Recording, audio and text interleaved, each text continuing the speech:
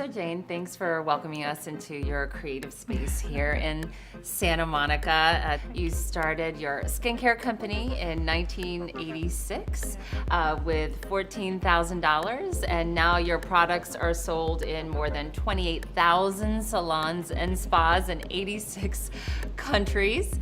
So quite a feat, not to mention your philanthropic work. But I wanted to start from the beginning. When you emigrated here from the UK with your boyfriend, who is now your husband and co-founder. So when you came here, what was your aha moment? We looked for the opportunity in the industry that we knew, which was professional salon skincare. Raymond from a marketing point of view, myself being a skin therapist. And what we saw was a lack of training. And we knew that if we could provide the right education and the right product, we could have a winning kind of combination. And at that stage, there was no professional American product, which seems outrageous because the retail industry was dominated by American brands, the professional hair industry was, but not the professional skincare industry. And Dermalogica was the first, what we call cosmeceutical product out of the gate, a hybrid of a cosmetic and a pharmaceutical. And it was just the right thing at the right time in the right place, Los Angeles. You grew up in the UK. Yeah.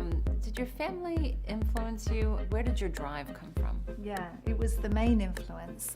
So my mother was widowed at the age of 38, and she was left with 4 children to raise. I'm the youngest of 4 girls. I was 2 years old when my father died, young, suddenly, of coronary, of a heart attack. My mother was left trying to figure out how she was going to keep us together. How was she going to put food on the table? We were not a wealthy family. So she hadn't worked in 15 years. And she went back to work and she cobbled together a patchwork quilt of care between working the night shift from 7 in the evening till 7 in the morning. My mother set a work ethic for us that was extraordinary. She also drummed into us, it's not about an education, it's about learning how to do something. You must have a transportable skill, that if something happened to you the same as happened to me when my father died, I had my nursing qualification, she would tell us, and you need to have a training. So when I left high school, I went straight to beauty school. I never went to college. I don't have a college degree. I've never done any business training. I'm not a cosmetic chemist. I'm a skin therapist. And I'm really proud of that. And that all comes really from that childhood and my family experience. It was all about digging in and just doing your best and not complaining. Do you think that the loss of your father at such a young age also made you more self-reliant? I think it made me realize that you had to be self-reliant. You know, at the end of the day, you had to be able to rely on yourself, because ultimately that was who was with you all the time. Your family, of course, I'm a big believer in the power and support of family, or people that you consider close enough to be your family. But yes, self-reliance, I think, is critically important, especially for women. Because I think that so many times women are, through either choice in some countries or forced in other countries, to not have the opportunities and the choice that they have because they don't feel perhaps that they can rely on themselves, or they're not allowed to rely on themselves. This aspect of self-reliance is very important to me. What was the most humbling moment, the toughest moment of your business? I think the most humbling moment was probably second year in. We'd emigrated here. We were doing our educational programs. I was teaching primarily every class. I was doing the laundry after every class. And I remember distinctly sitting on a washing machine, sitting up top with my legs dangling off, watching someone else's drying going around, waiting for that to finish so I could put all the students' laundry in there, sitting, what on earth am I doing? I mean, I could be working in a salon with a client base.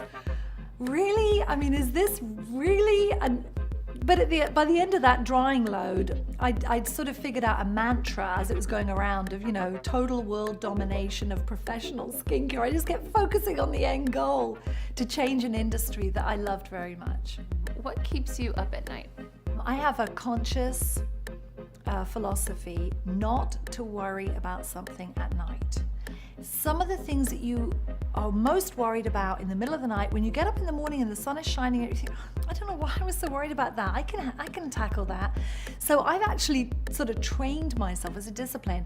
When I start to feel those thoughts are creeping in the middle of the night during jet lag, I say, no, you're not thinking about that now. Do you have a favorite quote? Yes, and it's by Madeleine Albright.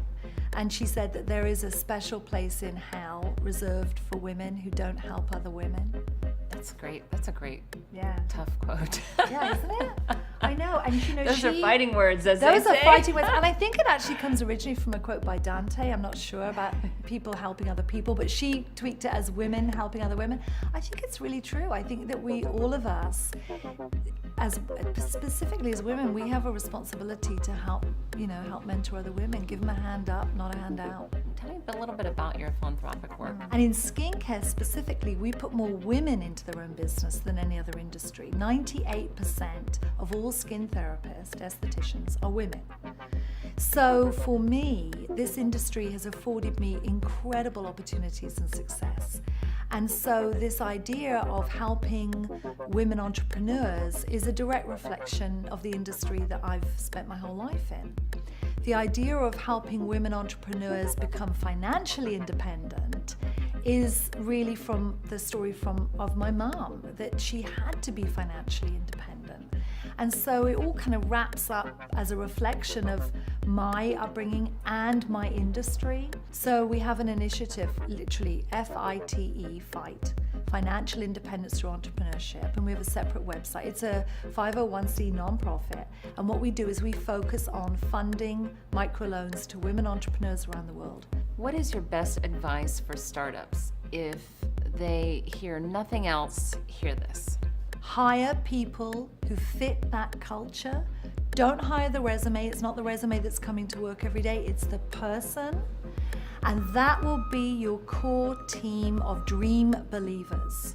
It starts with you believing in the idea, develop that culture, hire the people that fit that culture, and that is your core that you will come back to every time the going gets rough, every time somebody tells you it's not possible. And I'm happy to tell you that the people that we hired all the way back in the beginning, most of them are still with us. And I go back to them and we relive those early days and we remind each other how when it was a startup, we still hold true to that culture and value system today.